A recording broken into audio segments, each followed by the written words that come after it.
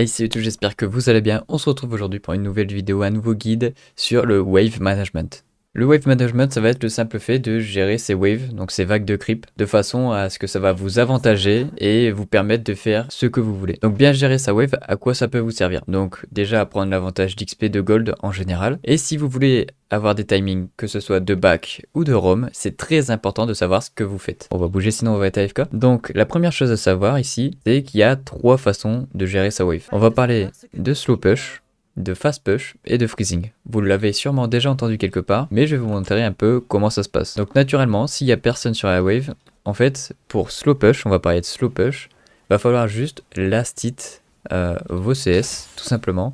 Les peu de dégâts que vous allez rajouter vont faire en sorte que vous allez avoir plus de sbires au final. Et l'idée de slow push, c'est qu'en fait vous allez accumuler plusieurs waves. Et une fois que vous allez avoir beaucoup de sbires, vous allez pouvoir fast push pour faire crash cette wave sous la tour. L'avantage du slow push, ici par exemple, s'il y a un ennemi et que vous avez réussi à faire ce setup, c'est que pour atteindre ces sbires là, il va devoir beaucoup s'avancer. Et si vous faites un trade avec beaucoup de sbires, vous allez forcément gagner. Si vous faites pas non plus n'importe quoi, puisque les sbires vont vous aider à taper vos adversaires. Et que si vous prenez l'aggro de 6 sorciers sur 3 secondes, je peux vous assurer que dans les premiers niveaux, vous allez avoir très mal. Donc l'idée c'est que dès que vous avez vraiment beaucoup de sbires, vous allez juste push rapidement pour faire crash la wave. Donc normalement c'est sur 3 waves, donc là j'ai fait sur 4, vous allez voir que la wave va vraiment être énorme. Et l'idée c'est que dès que vous avez vraiment une wave énorme comme ça, bah là vous avez de la tempo, ce qu'on appelle de la tempo. C'est que le temps que les sbires vont mourir ici, bah vous pouvez faire ce que vous voulez. Soit back, soit roam, soit wardé, etc. Vous avez la possibilité de prendre des plaques, mais dans les premiers niveaux c'est assez compliqué. Et donc maintenant que la wave est crash comme ça, donc pendant que vous êtes en train de back, pendant que vous êtes en train de faire autre chose, qu'est-ce qui va se passer? Il va se passer ce qu'on appelle le bounce back. C'est-à-dire que le chemin que les sbires vont faire pour arriver jusqu'à la wave va être plus long pour les bleus que pour les rouges. Donc les rouges vont arriver en premier et vont se stacker. Et là, dans la position où ils sont plus forts que les bleus. C'est-à-dire qu'ici, bah les rouges déjà sont plus nombreux.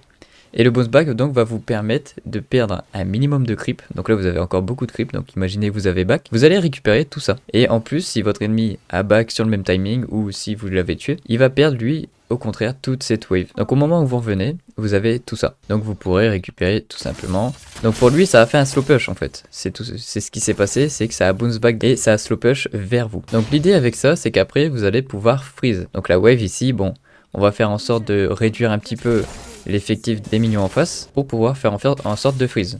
Donc là vous allez hop, réduire la wave et garder vos minions.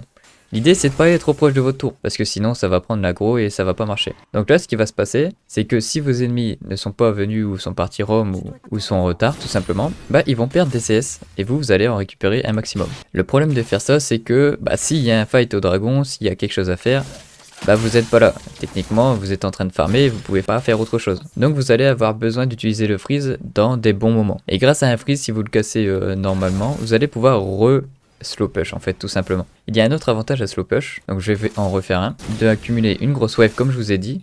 Et donc cette wave va vous permettre en fait tout simplement de dive. Vous avez beaucoup plus de sbires sous la tour, ça va être plus simple pour vous de dive tout simplement. Puisque comme j'ai pu déjà le dire, les sbires vont vous aider à taper. Et en plus de ça pour les adversaires, ils vont avoir du mal à se déplacer. Et en plus vous aurez plus de temps pour reset l'aggro par exemple sur les sbires, etc., etc. Donc maintenant on va parler du fast push. Le fast push c'est juste tout faire pour push le plus rapidement possible. Si possible en récupérant les CS mais c'est pas obligé. Et après un fast push, qu'est-ce qu'on fait? Et souvent on va chercher à back ou bien à roam. L'avantage du fast push c'est que ça oblige votre adversaire à rester sous sa tour pour farmer ou bien tout simplement parce qu'il est sous pression. Vous n'êtes même pas obligé de back ou quoi que ce soit. Si par exemple vous jouez Caitlyn comme moi avec un mage, vous pouvez tout simplement garder la pression ici sous tour, mettre quelques pièges pour les empêcher d'all-in. Et en fait vous gardez la pression ici sous tour. Bon, un truc qu'il faut faire quand vous êtes en train de fast push constamment, parce que c'est pas très fort finalement, mais ça peut vous permettre d'avoir un certain avantage dans la game, que vous avez la pression. C'est-à-dire que là ils sont complètement bloqués sous leur tour, et si vous avez wardé, vous allez voir arriver s'il y a un jungler ou quoi que ce soit. Bon, si c'est Fiddle et qu'il arrive par là, faut plutôt mettre des wards ici. Mais l'idée c'est qu'en plus d'avoir du mal à farmer sous la tour, ils vont se faire poke, vous allez gratter les plaques, etc.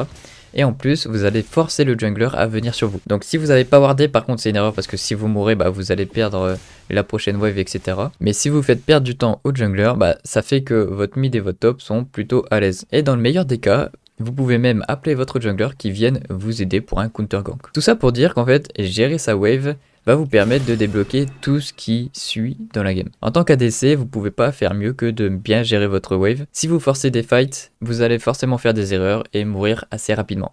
Puisque vous êtes fragile, vous n'allez pas pouvoir engager les fights. Donc la meilleure chose que vous pouvez faire, c'est gérer vos waves et faire en sorte que s'il y a un fight, ou si vous avez envie de faire quelque chose, il faut que la wave soit dans une certaine condition pour vous aider. C'est-à-dire que si vous êtes tout le temps en train de fast push et que vous avez un support du type Alistar, du type, bon, très Chavant encore, et de type Nautilus, etc. Et bah en fait, vous n'allez pas pouvoir l'utiliser et le rendre utile. Le problème de jouer des mêlées, c'est qu'ils vont besoin d'aller au corps à corps. Et donc si vous les forcez à aller sous tour, bah ils vont mourir plus facilement. Et même pour les ganks, etc., ça va être compliqué. Avec un mage, ça peut se faire si c'est wardé. Éventuellement avec un enchanteur. Mais il faut s'adapter à son support et lui préparer des waves qui vont l'aider à se battre, l'aider à engager des fights, etc., etc.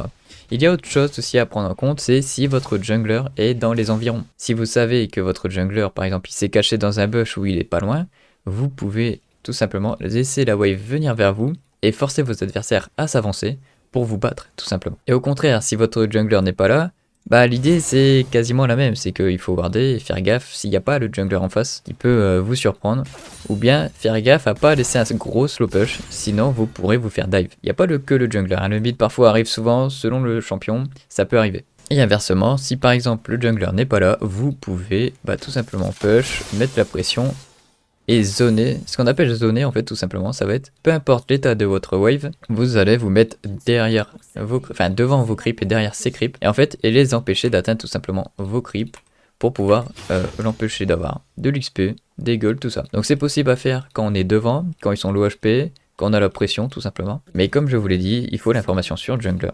Alors savoir quand slow push ou fast push tout simplement. Alors quand vous faites un kill, réfléchissez pas, dites-vous est-ce que j'ai le temps de fast push. En fait si c'est trop tôt et que le mec a un délai de respawn de 8 secondes dans la partie, bah cherchez pas trop à push, essayez au pire juste de back et de revenir sur les mêmes timings. Parce que le problème de perdre 10 secondes par exemple à fast push et puis back, le mec va revenir et va fast push juste la prochaine et vous allez perdre à votre tour une wave. Donc l'idée c'est que si vous faites un kill, regardez votre wave, si elle est à peu près normale et qu'il n'y a pas trop de danger, surtout si c'est une wave canon, bah juste backer, prenez le même timing que les mecs. Et donc maintenant, on peut fast push si vous avez fait un kill et que c'est une wave comme celle-ci.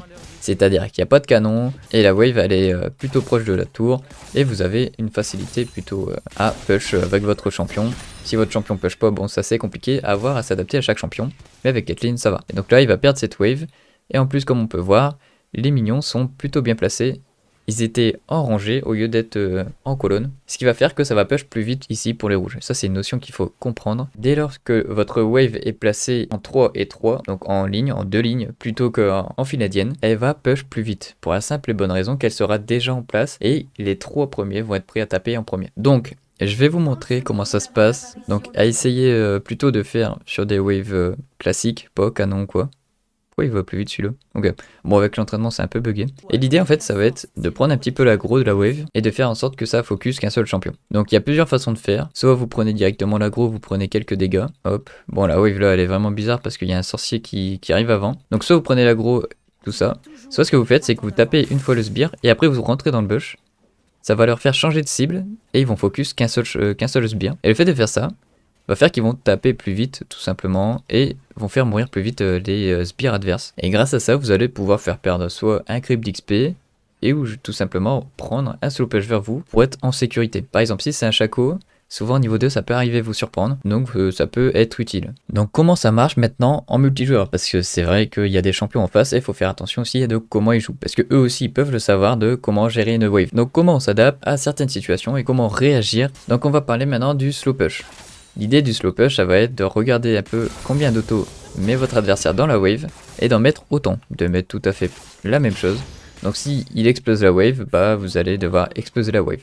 Donc ça va être compliqué de faire une grosse wave stackée si tout le monde détruit la wave. Donc dans ces conditions, c'est un peu plus difficile évidemment. Et vous allez pouvoir faire un slow push mais avec peut-être 1 ou 2 sorciers de plus, donc c'est pas exceptionnel. L'idée ça va être après de zoner pour l'empêcher de taper les sbires. Alors maintenant, comment casser un freeze? L'idée pour casser un freeze, ça va être de repush. Donc il faut fast push, il faut crash la wave. Mais le problème c'est que parfois vous allez être zoné et ils vont vous empêcher tout simplement d'atteindre les sbires. Donc essayez d'utiliser des sorts pour casser la wave, ou sinon tout simplement demander à votre jungler. Bon, c'est assez compliqué de faire ça, puisque souvent ils comprennent pas trop, etc. Ou demander à votre support tout simplement de taper la wave. Sinon, ce que vous pouvez faire, si vous pouvez vraiment pas taper les sbires et que vous êtes complètement zoné par le freeze, on prend exemple ici, je peux pas atteindre les sbires parce qu'ils sont tous les deux ici. Ce que vous allez pouvoir faire, c'est tout simplement essayer d'aller faire une décale, parce que vraiment, si vous restez ici à attendre, soit vous allez mourir, soit bah, vous allez rien faire. Donc vous pouvez chercher une décale, que ce soit au mid ou aider votre jungler, et forcer un peu la vision ou aller faire commit. Parce que comme j'ai pu vous le dire, quand on freeze, eh ben on est bloqué sous sa tour, on peut plus rien faire. Donc l'idée c'est d'aller chercher un roam ou quoi que ce soit. Donc demandez à votre support de roam si vous voulez rester juste à attendre et récupérer l'XP. Parce que ce qui est important aussi dans les waves, ça va pas être que l'argent, mais beaucoup l'XP. Donc si vous voyez que vous êtes en danger, restez juste à zone d'XP. Zone d'XP ça va être à peu près quasiment un écran. Donc là je crois que j'ai l'XP ici. Ici j'ai l'XP, donc on peut afficher dans les paramètres l'XP quand vous l'obtenez. Donc d'ici on peut obtenir l'XP. Et ici, je suis pas du tout en danger. Ou rester dans les bush cachés, etc. Tout ça, tout ça. Tout ça pendant que votre support roam. Mais dans tous les cas, si il freeze trop longtemps ou quoi, comme je vous ai dit, ça va bounce back. Donc ici, ça a reformé une grosse wave qui va revenir vers vous. Bon, il risque de fast push après pour vous faire crash et vous faire perdre du temps. Mais au moins, vous allez récupérer une petite wave et pouvoir refarmer correctement. Ou bien votre tour freeze, mais ça serait compliqué. S'ils ont back, vous allez avoir un back de retard. Bon, maintenant on va parler un peu de quelque chose qu'on voit assez souvent, je vais vous montrer à l'écran. C'est une des zones pour freeze et le nombre de creeps qu'il vous faut pour freeze. Bon, c'est un peu embêtant, c'est que ça a été, c'est un peu discuté par tout le monde, il y a un peu des débats par rapport à ça. Donc si vous voulez être sûr, en fait, si vous voulez faire un bon freeze, prendre l'aggro de la wave, hop, et vous allez la replacer ici en attendant. Vous remontez avec et vous allez dans le bush. Donc là j'ai perdu un peu d'HP. Mais vous allez pouvoir freeze correctement ici. L'idée c'est quand même de pas avoir trop de sbires, donc 4-5 de plus c'est suffisant.